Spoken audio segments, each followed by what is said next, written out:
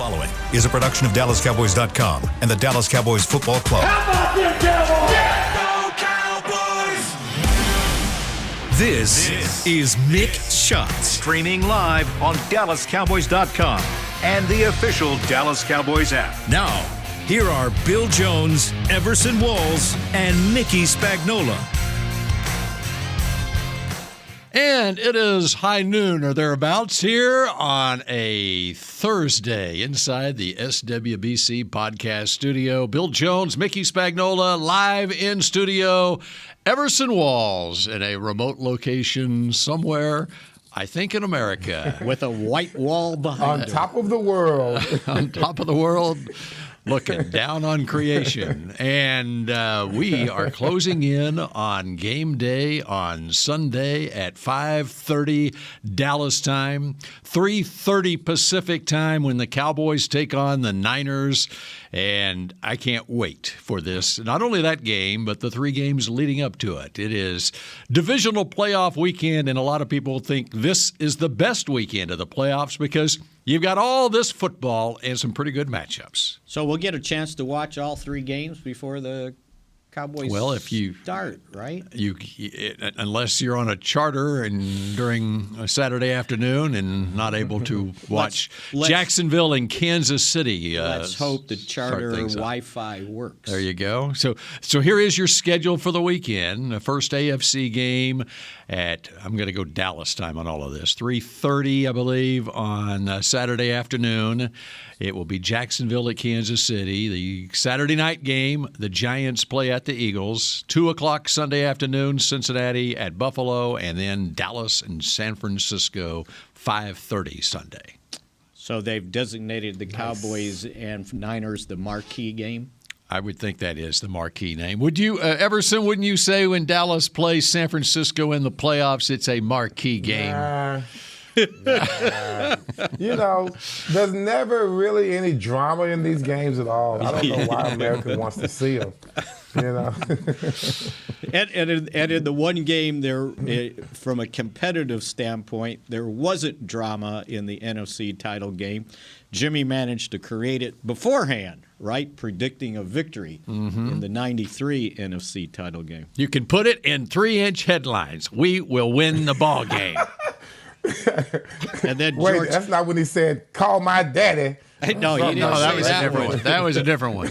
And then on the Friday night coaches interview, George Seifert, back when they used to have a NFL party, a championship game party on Friday night, and Seifert got into town, and they asked him about Jimmy's declaration, and he goes, "Well, he sure has a couple brass ones," and so that added to the drama. Is that where the name of the book comes from? That's exactly right. That's right. Exactly. Oh, man. This is funny. The name of Jimmy's book is Swagger, okay? Right. And so I just started Googling Jimmy and Swagger. You know what? I got Jimmy Swaggart. Of course you did. Of course you did. Because I wanted to check on the official subtitle on the book Swagger, which you just referenced, and I still get Jimmy Swaggart. Forget that. All right, let's move on. Cowboys and Niners, and we had a Mike McCarthy press conference already completed today, just within the last hour. We've got football players on a football field, and this is a big day of practice, Mickey. And there's a extra kicker on the That's right at the facility today. Oh no! Oh wait, you missed that. Tristan Vizcaino, who came through here in 2020 in the off I remember season. that name. Yeah, and as soon as they signed Greg Zuerlein, they released the kicker, who went on, and I think it's one of those. I don't know. Can you buy like really, really short-term life insurance policy? Because do we have a problem here, Spags? I know. No, it better not be because wait till I tell you this. I mean, this is getting weird. Now the tail is wagging the dog. Now what's going on? They had to make sure they practiced and take the look at what Brett Maher did. So it's an insurance policy. He's on the practice squad, by the way. The other point is they just need, I think it's for a confidence standpoint. So you got to go look at what's available. That wouldn't put confidence in me. That's what I was going to say. I would not be confident at all. What? Because they signed a guy that his last job he got cut because he was 10 of 15 on extra points? Does that scare you? I don't think so. Yeah, and his production this year is he's made I think it was two of two on field goals and 3 of 3 on extra points, or vice versa. So he's perfect. He's kicked in one game, basically. Yeah. So you catch my drift? This is only his fourth team this year. He's had 10 teams since he got into the NFL. I believe it was 2019. He's been with 10 different – no, not 10 different teams, 10 different stops. This is not the time for these issues to be coming around now. Talk about bad timing. Oh, my goodness. This is his journey to the Cowboys practice squad. It started in Cincinnati to Dallas, back to Cincinnati, Minnesota, San Francisco, Buffalo, the Chargers, New England, Arizona, New England again, and Dallas again. And here we are. And that's the best they could do. That's what's bring somebody out there. In. Yeah. Slim pickings for kickers out there. Yeah. So I'll go back to my word confidence, okay? So confidence in Maher. This is just you're not talking Maher's confidence to go out there. You're talking the team's confidence in Maher. Exactly. Okay. Now that makes sense. And once again, you know how everybody overreacted to one game in Dak's career. It just happened to be the last one of the regular season instead of the productivity over the entire season, and look how that turned around. So I know kickers are a different breed, but I just think Brett Maher's a different breed of kicker than what we're normally used to. So we'll see what happens. But they would need to make a decision by Saturday afternoon if they were to elevate him to the 48. Right. So he could be, if you had some. So basically, concern, what this is what's going on out there right now is with Maher. I mean, if he's out there missing 4 extra points in practice, then you're taking a closer look at Vizcaino and maybe to elevate him for Sunday. Right. Just in case, right? Because he would probably have one miss, and then you yank him and bring in the guy. My wife asked me Monday. She said, "You guys need a backup kicker." I said, "Nobody carries a backup kicker on their team. What are you talking about? That's never going to happen." That's right. I mean, there's a big battle going on to who's going to be on that active roster. Well, special teams. Was it last year or the year before they brought in another kicker when Zerline was struggling, if I remember correctly? Right. So it's not unprecedented. And the only other thing he did this year, I think in 2 games, he was the kickoff specialist for the Patriots. And that lasted just 2 games. So, it doesn't have a lot of experience in I just don't understand this because Liram Hairulahu is available, I think. I think he is. I think he's a free agent out there. And what about Jonathan Garibay? Name again. How much NFL experience does he have, by the way? Got a lot of CFL experience. Yeah, that's right. He was pretty good. That's right. And it's like, okay, buddy, your first appearance in the NFL is going to be in a second-round playoff game on the road and on who knows what condition the grass will be. Have at it. Okay. All right. So that's the top of the news for everyone. Oh, and let me finish with this, too. I saw this in the San Francisco Chronicle. They still publish that? They do. Okay. Well, it was online. I don't know if there's a paper edition. Some guy named Dennis Young was writing on how Jerry Jones flip-flopped on the kicker situation. Because I think after the game he was he didn't come down. But by Tuesday morning, when he did his radio interview, he pointed out that, well, we'll just have to take a look at this. That we've done this once before, carrying a kicker. So Dennis Young, who wrote the story, said, yeah, Jerry Jones flip-flopped on Monday morning on his radio segment. I'm thinking if you're giving somebody grief, at least get your dates right, right? Don't make a mistake in your story, okay? Okay, I'm done. Okay. Hey, I have something. I have something. You go, Everson. I was very impressed with all of the narrative around Dak and the Cowboys and, what's Dak going to do? And they just had all of the dominoes lined up for them to fall against the Cowboys, right? That's all they talked about. Dak Prescott has the most pressure on him than any other player in the NFL playoffs. Now, who has that pressure on them now after Dak just miraculously becomes the savior of the world? None's on a rookie quarterback, is it? Well, just kind of straying away from the game, this particular game, I think Jalen Hurts has the most pressure on him right now. It just shifted to the Philadelphia Eagles in regards to how they're going to handle their first game. And especially when you consider that Jalen is coming off the injury and, just faced the Giants a couple of weeks ago in his return and the way the Giants have been playing. And that could be a very interesting game on Saturday night. Did he lose one of his dimensions? It is going to be a very interesting game. Mm-hmm. Did he lose one of his dimensions of running the ball, trying to protect that shoulder, not wanting to get tackled? And is he a different quarterback? I know. If I was a coach, I would not be calling too many RPOs for Jalen Hurts because, we're flying around. Not just us, we're flying around. You got the Giants that have a lot of confidence right now. And like you said, they played against Jalen Hurts at the end of the season. Didn't go so well. I think he does right now. He is what Dak Prescott was facing last week. But, of course, the pressure is not as much because you're not a Dallas Cowboy quarterback. But you've been getting all of this praise all year long.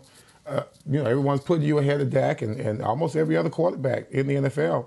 And we hadn't even heard from you now, really, for about 2-3 weeks. Now we'll see what he's got going on and how healthy is he. And when you consider the Giants and Wink Martindale, their defensive coordinator, who has a history with some tough defensive teams like the Ravens in his past, they may be targeting that shoulder that Jalen Hurts is playing with. I bet they are. Yeah. There's no equality in criticism, Mm-hmm. All right, so back to this game. Yes. Cowboys and Niners. What do we need to know coming out of Mike McCarthy's press conference this morning? So he pointed out that Jaron Kearse will be limited in practice with that knee, but I think they feel like the rest of these guys are I printed out my injury report and left it on the printer. That everybody else is about ready to go except for Jason Peters, and I think I told you guys on Tuesday, what's today, Thursday, that he's likely done for the season with that hip injury. Somebody just asked me about Jason Peters. I said, it's a 40-year-old man with a bad hip.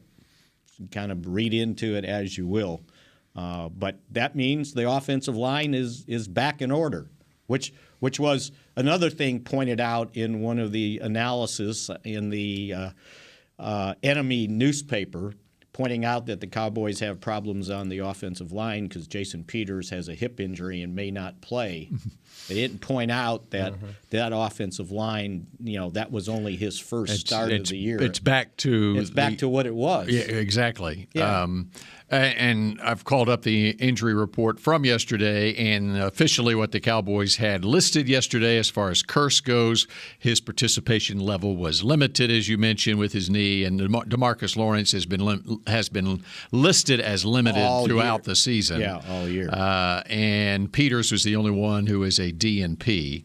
And then as far as San Francisco is concerned, yesterday's injury report, I'm looking just at names of interest.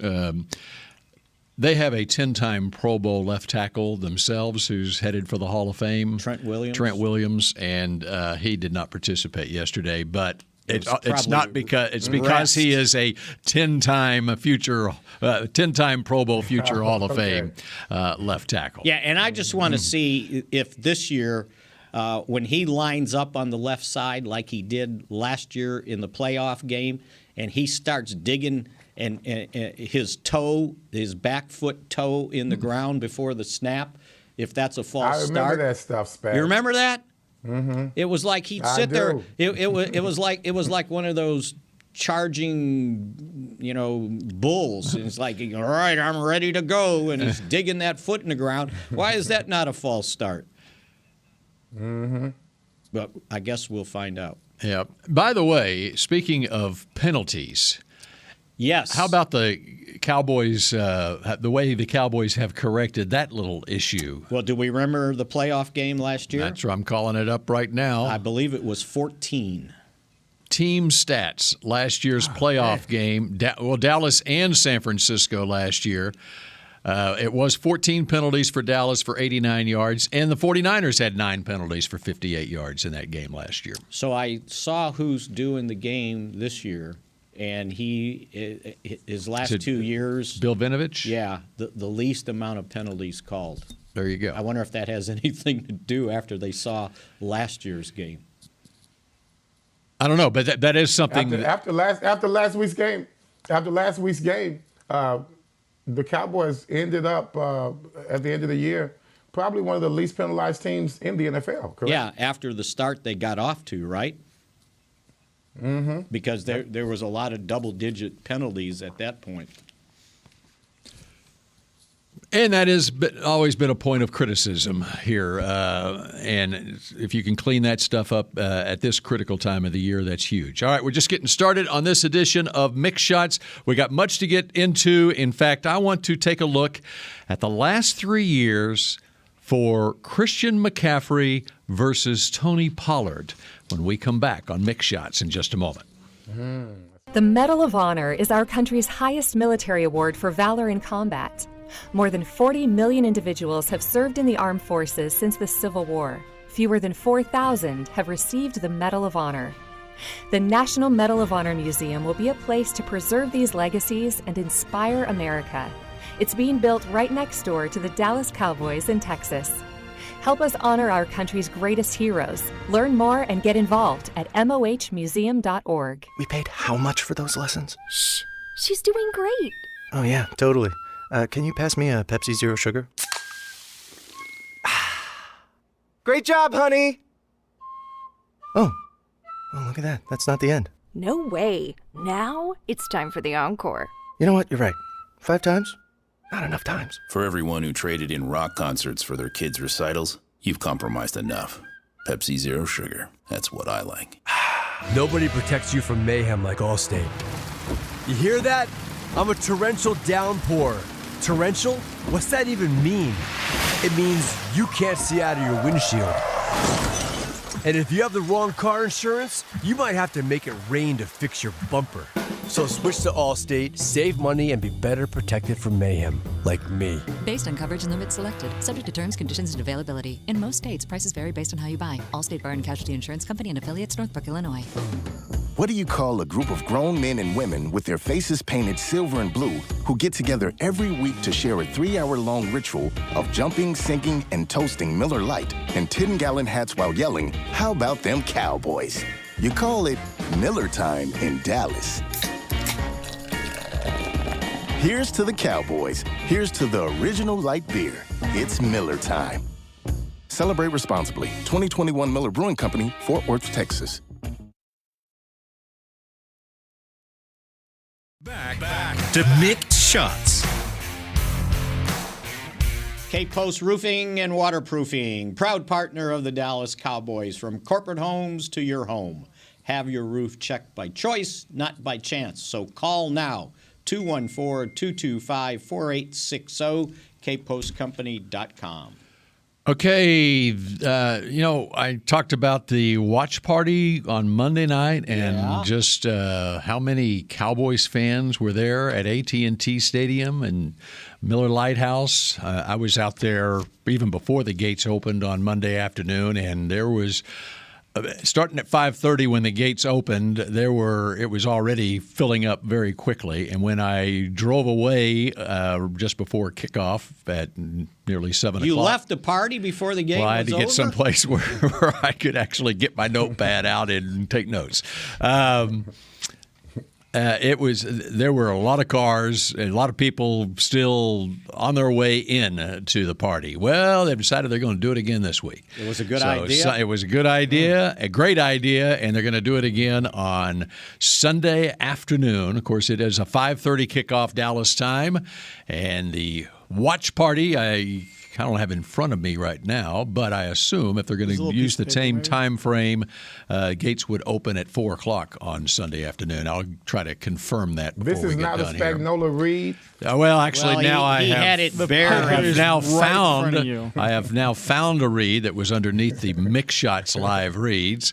And 4 o'clock, yes. Gates open at 4 o'clock. Hopefully for a nice day, right? I haven't looked at the forecast have you looked at the forecast for the Bay Area? I just said. They've had some rain issues here recently. Recently, the whole month. Mm-hmm. Or more than that. You haven't looked? I have not looked. Okay, so that's another assignment for you. Well, the most important thing is if you have to go across the field after the game, what shoes to wear. No, the most important thing is for the kicker. What shoe the kicker wears, for right? the kicker. All right. Christian McCaffrey versus Tony Pollard. What led me to look this up was a tweet from Ed Werder during the Niners-Seattle game on Saturday. He tweeted something to the effect of, I often wonder whenever I watch Christian McCaffrey what Tony Pollard would be like if he was used in the same way that Christian McCaffrey has been used, both in Carolina and in San Francisco. I'm reading into it. That's too long a tweet. I mean, it was just, I often wonder what Tony Pollard would do if he was used the same way as Christian McCaffrey. So I looked up the last 3 years, because Pollard is rookie year. Okay, he's a rookie. Okay. Right. So his last 3 years versus Christian McCaffrey. Pollard, 424 carries for 2,154 yards, 5.1 yards a carry. McCaffrey, 402 carries for 1,800 yards, 4.5 yards a carry. All right, receiving. Pollard, 106 catches, 901 yards. That's 8.5 yards a catch.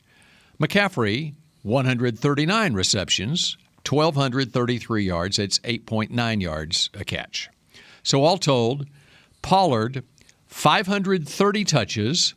McCaffrey, 541 touches. Pollard, 3,055 yards. McCaffrey, 3,039 yards. 5.8 yards a touch for Pollard, 5.6 yards a touch for McCaffrey.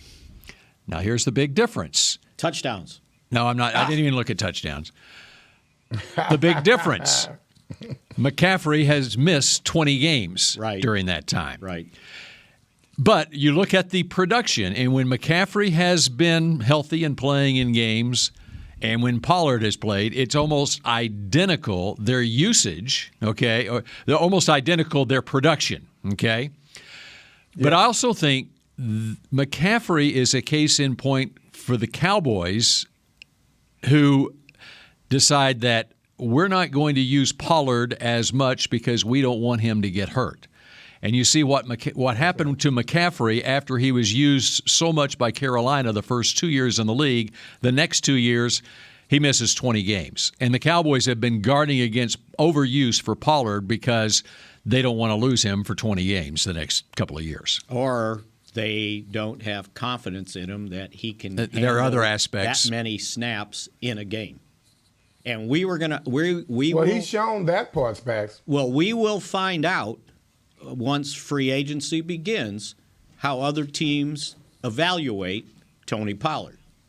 Because if they allow him into free agency, we'll see what sort of offers he gets. And by the way, at the end of this year, with more touches this year for Pollard, he had a bruised thigh at the end of the season and had to miss a game and was limited in another one. Right.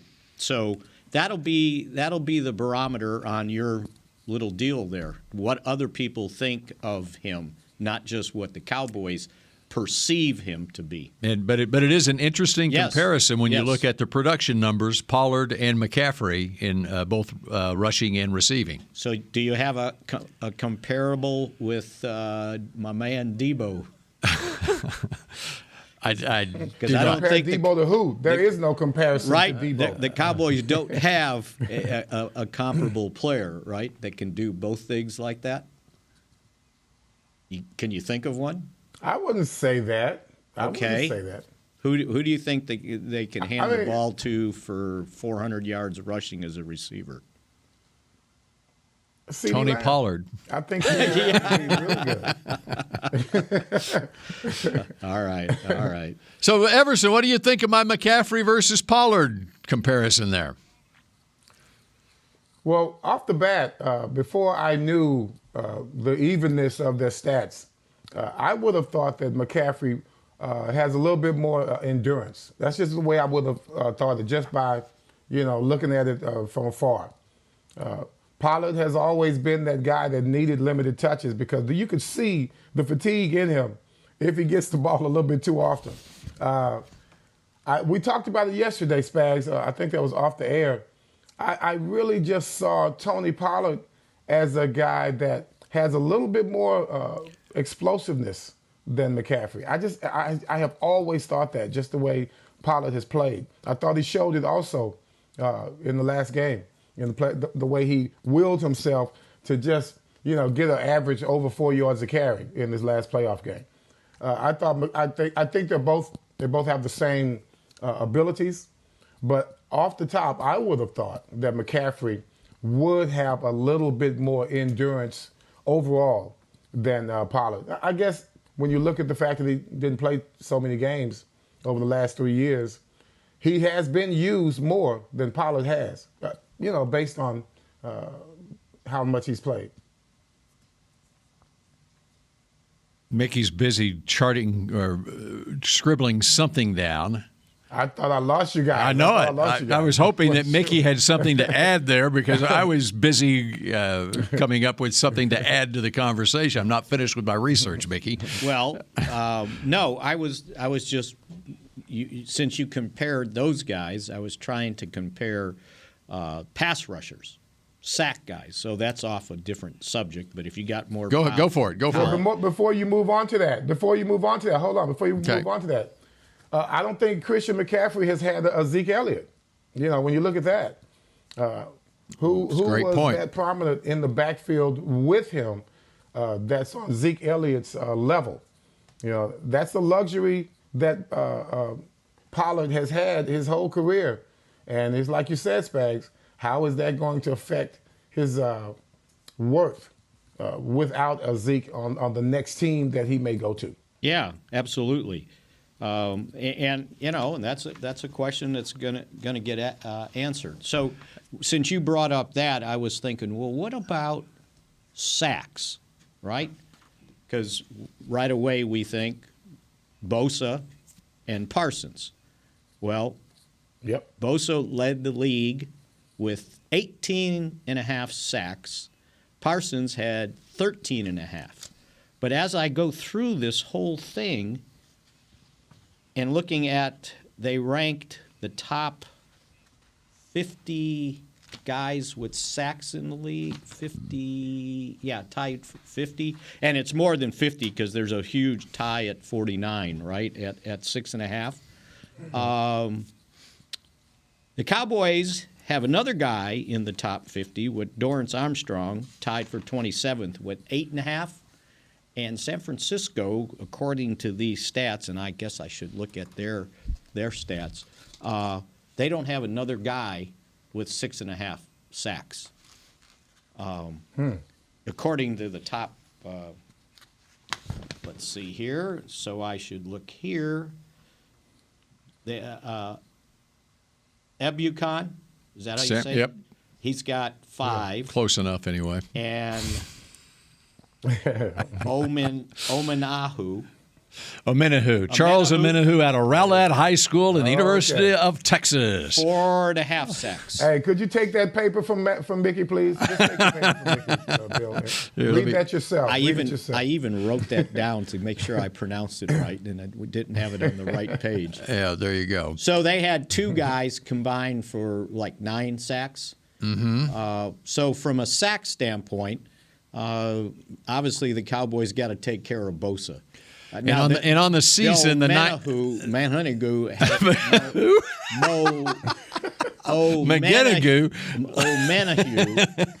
had 1.5 last year against the Cowboys in that playoff game.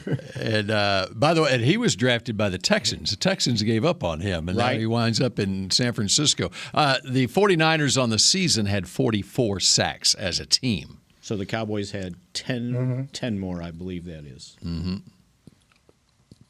And their quarterbacks have only been sacked 31 times. Here's the other thing to consider on San Francisco, and this is something that I've charted throughout the season in my voluminous notebook here. Offensive line injuries. The 49ers have been really one of the healthiest offensive lines in the league this entire season, with the exception Trent Williams early in the season missed 3 games. And how did they start the season, Mickey? I believe 1-2. And they were 3-4 after 7 games. Basically, after Trent Williams came back in what would be Week 7, they lost to Kansas City in Week 7. Since then, they've won every game. And I don't think it's a coincidence getting their 10-time Pro Bowl left tackle back. But when you look at their offensive line, and this is something I'm sure that the Cowboys are looking at this week in ways that they can take advantage with their pass rush. They've got San Francisco's got 2 veterans at tackle, Williams on one side and a 2018 first-round pick, Mike McGlinchey's at right tackle. But you look at their interior offensive linemen, and they've got young guys in there. Now, they may be pretty good, too, but they've got a first-year starter at center in Jake Brindle out of UCLA and Plano East High School, who's basically a starter for the first time. Alex Mack was their longtime center. Of course, and Alex Mack, he's could be destined for Canton as well. He started 17 games last year for them at pushing 40 years old probably. So Brindle's been their starter at center, and they're at guard. They've got second-round draft pick from last year, Aaron Banks, who is starting his first year at left guard.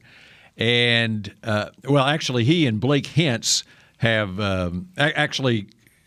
last year they had Blake Hentz and Tom Compton were their starters at guard, and Banks this year is a first-year starter. He backed him up last year.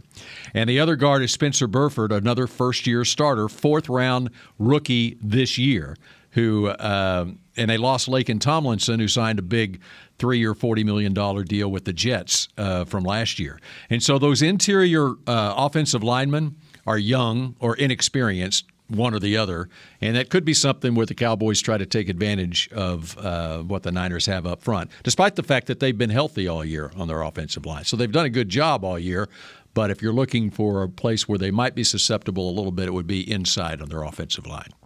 And you mentioned that they have won 11 straight games. This occurred to me, and it's like you can't do if, right? But had the Cowboys hung on to leads in the 2 games they lost in overtime, they would have had a 10-game winning streak until losing to Washington in the season finale.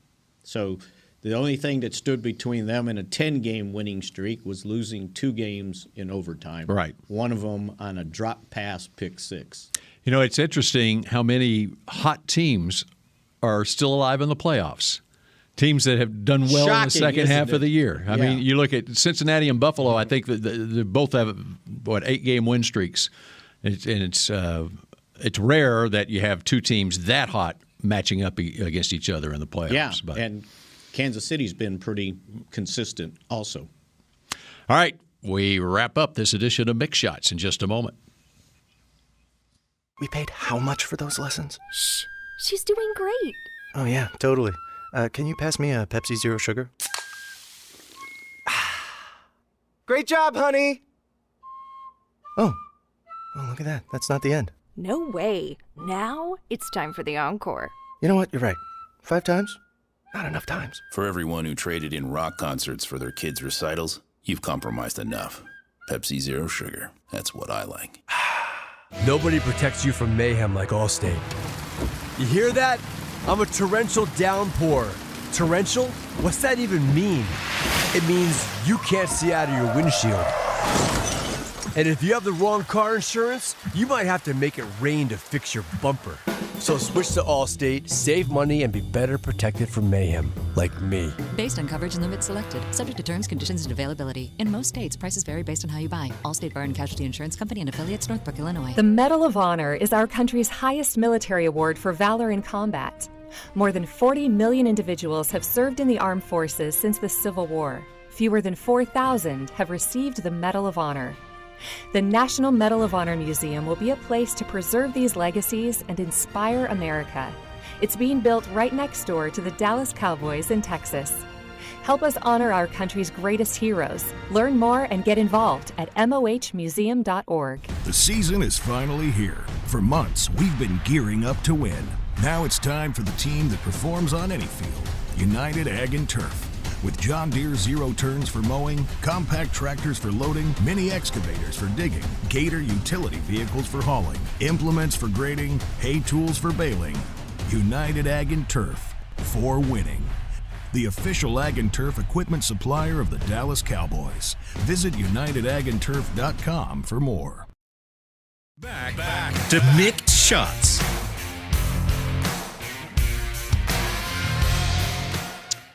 Bill, Everson, do either one of you know who the Dallas Cowboys 2022 Fan of the Year is?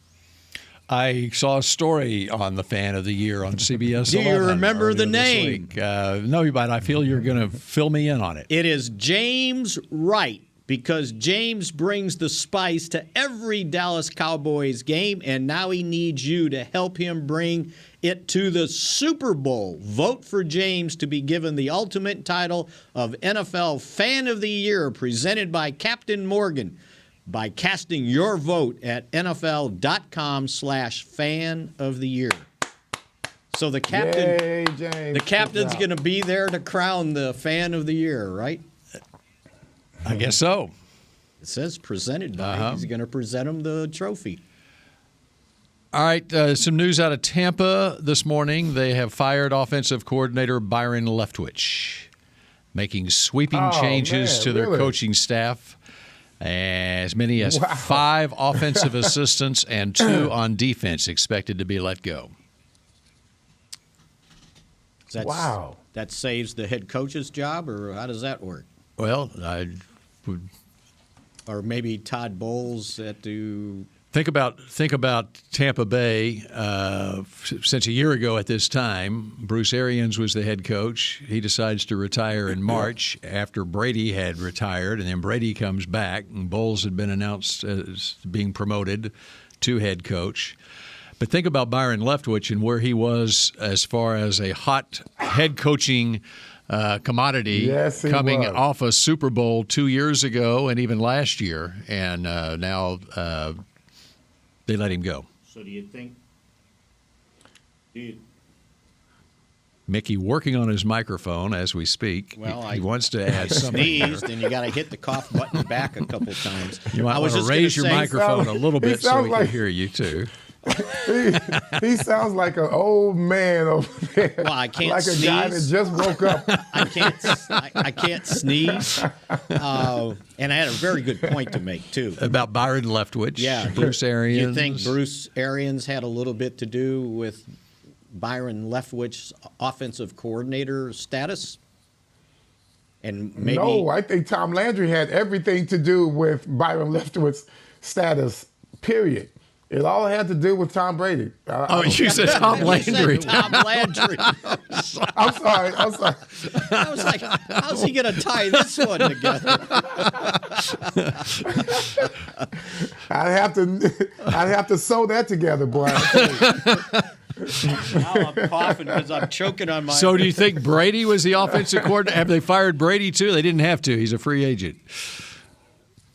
Hey, I'm telling you, Byron Leftwich can look like a genius with Tom Brady sitting up there in the center. Now, all of a sudden, Tom Brady's gone, and we don't need Byron. I mean, come on. That's a no-brainer to me. I'm sorry. Well, he's not gone yet. Brady. Well, yeah, he's a free agent, so he can. Yeah. He can now. So maybe they're making these moves to try to lure Brady back. Maybe he's going to be the offensive coordinator. That's right. He's going to player coach. Hey, I would not put it past him. Think about that. I would not put it past him. All right, so speaking of coaching matchups, how about the coaching matchup here where, on the offensive side of the football, there are a lot of changes in San Francisco staff where, their OC last year is now the head coach of Miami is Kyle Shanahan's offense, though, but it's Shanahan versus Quinn. Right. And obviously they have the history together in Atlanta, took a team to the Super Bowl and had a big lead at a Super Bowl against the aforementioned Tom Brady and the Patriots. And then D'Amico Ryans, the defensive coordinator for the Niners. You talk about hot head coaching commodities right now. D'Amico Ryans is getting a lot of looks around the league right now. You think he's going to be distracted? Will Dan Quinn be distracted interviewing tomorrow with everybody Denver? Was worried about Quinn being distracted, and they've got a coordinator that's going to interview tomorrow also, I believe, in Ryans, right? He's got Ryans has maybe 4 or 5 interviews scheduled for tomorrow. That's why I said now, but he had 2 extra days to prepare for Dallas. They had already played for his interviews. Well, they had they played on Saturday, and they had already played Tampa Bay a month ago, and so that they spent those 2 days, having not played Dallas this year, preparing for Dallas, and knowing that Dallas was probably going to win that game. So, what scares you the most about the San Francisco offense? What part? The offensive line, the running back, Debo, receivers. What part? Play calling. Okay. Because I think Shanahan has the ability to cross up any defense that the 49ers go up against. They don't just attack you with strength. They attack you with intellect as well. I think he's one of the better play callers, Shanahan, in the NFL, period. What you saw from our defense offense coordinator was special against Tom Brady and the Buccaneers. And, when it comes down to it, you've got a young wide receiver in Ayuk. I hope I'm saying his name correctly. That's good. Good. And with thank you, Bill, not Mickey. Mickey, you don't get it right often. So I'd have to say that that does scare me more than anything is their ability to spread the ball around. Now, people talk about Aaron Rodgers and Brady and how they spread the ball around as well. Dak Prescott I think he hit 8 different receivers in the ball game against the Buccaneers. To me, that's showing just how good he can be as an offensive coordinator, talking about the Dallas Cowboys. Shanahan, to me, is on a different level even from Kellen Moore. And to me, that's saying a lot because I do respect Kellen Moore when he's at his best. And Shanahan, to me, is even on a higher level than that. Well, this will make you feel good because I listened to Troy Aikman's radio segment this morning on the ticket, and he absolutely agreed with you that not only does Shanahan have the personnel to be very versatile, meaning you mentioned Ayuk, he's got the tight end, Kittle, he's got the fullback, Juszczyk, that he likes to play with, right? And it's like when you have that personnel around the quarterback, no matter who the quarterback is, if the quarterback is, recognizes things, disciplined, accurate, It doesn't matter that, Brock Purdy was the lowest drafted rookie to win a playoff game because he's got all this around him, and Shanahan, in Aikman's estimation, is one of the best, if not the best, offensive coordinators in the league. And he went back to learning from his dad, Mike Shanahan, who learned from Bill Walsh, and he said the three kind of put together this offense, or Kyle took parts of this and parts of that, part of his own, and has really put together a very versatile offense. But to do that, you had to have these versatile players. But he was very complimentary of what Kyle Shanahan has done offensively. All right, Everson, we're about out of time, and you'll be joining us again tomorrow from a remote location. Yes, sir. Okay. On top of the world. That's right. On top of the world. And we'll get the picks to click, and I'll fill up my gas tank, and then we'll be ready for San Francisco. Oh, boy, it's going to be 45-43.